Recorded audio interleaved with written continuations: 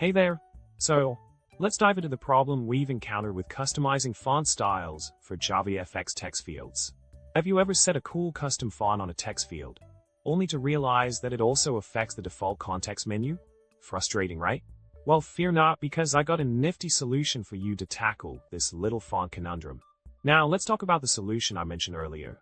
By using this specific CSS styling approach, you can maintain your desired font style for user input, while keeping the context menu looking sharp and default. Remember that snippet of code I shared?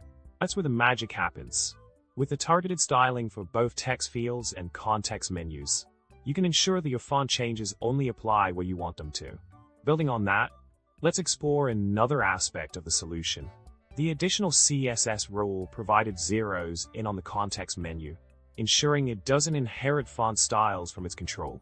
By explicitly setting the font to null for the context menu, you create a clear separation between your custom text field styling and the context menu appearance.